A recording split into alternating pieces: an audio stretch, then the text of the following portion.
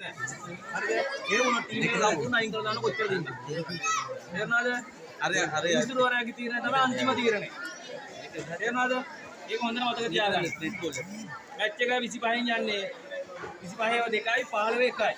මට බයිනේ දෙක එක ටීම් එකක් දින්නොත් මැච් එක ගන්නෑ. යුනියන් දෙක බලන්න.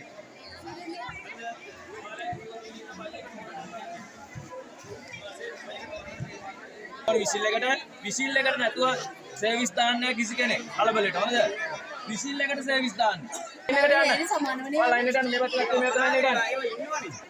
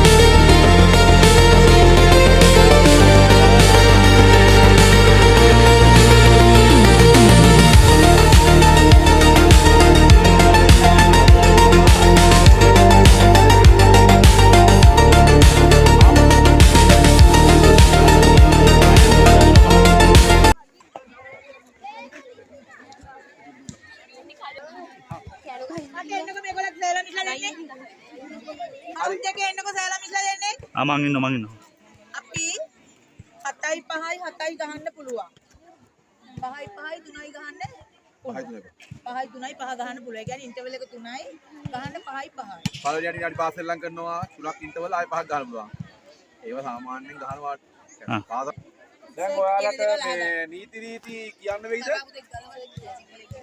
හරි. අරබු ගලවන්න කිව්වනේ ඉතින් මම මෙසේජ් එකක් දැම්ම. ඉස්සෙල්ලාම කරන්න මෙහෙමයි. මම ප්ලේසස් ටික කියන්නම්කෝ. අගන්න එතන. G ගහලා තියන අයට විතරයි ගෝල් එක ඇතුළට යන්න පුළුවන්. G අකුරෙන් පටන් ගන්න G අකුරෙන් අවසන් තියෙනවා නම් ඒ ගෝල්ලන්ට විතරයි ගෝල් එක ඇතුළේ. ඒක නේද? හරි නේද? දැන් හරි නේද පුතේ? හරි. G ගහලා නැත්නම් තමන්ගේ ජර්සි එකේ එයාට ඇතුළට යන්න බෑ. හරි? ඊට පස්සේ C ගහලා තියෙනවා නම් එයාට ගෝල් දෙක හැර අනිත් ඕන දිහාට යන්න පුළුවන්. ගෝල් කම දෙක හැර අනිත් ඕන දිහාට එල්ලම් කරන්න පුළුවන්. ලයින් දෝ. කවනද? හරි. තේල් තමයි. හරි. ඔයාට පුළුවන් එක්ක ගෝල් ඉල්ල ගන්න එහෙම නැත්නම් පැත්ත ඉල්ල ගන්න.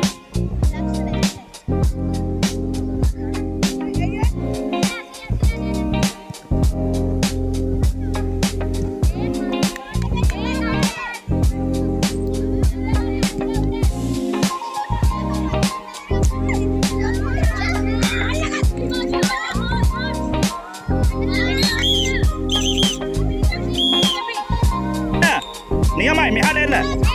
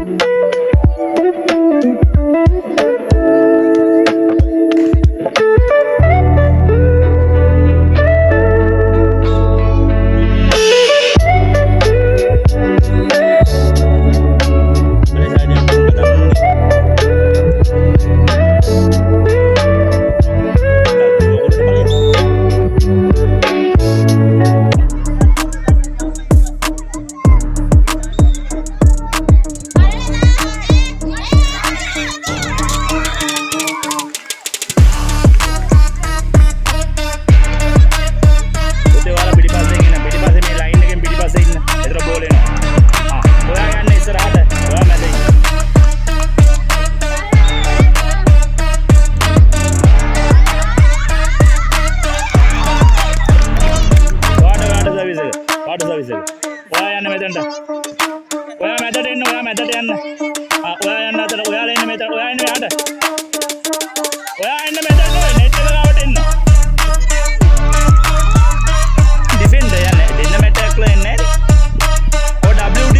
මෙතන WD නේ.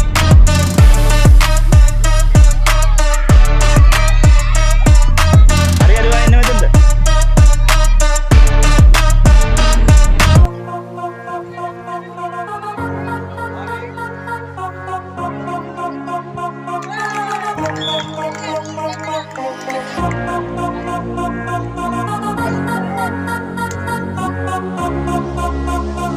හරි හරි හොඳයි නියමයි. මෙයාට ගාන්ට දාගෙන ඉකොළු. ඉතල ගාන්ට දාගමු.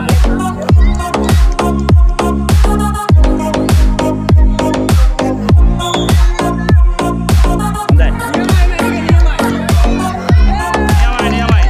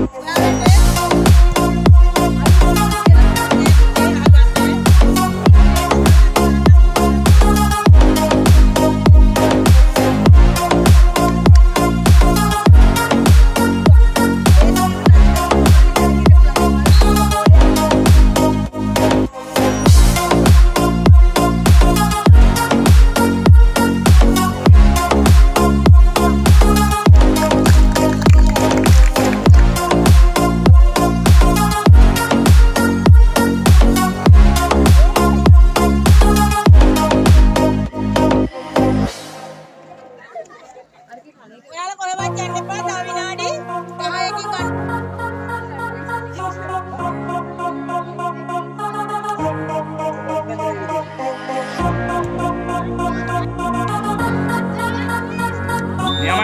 නියමයි.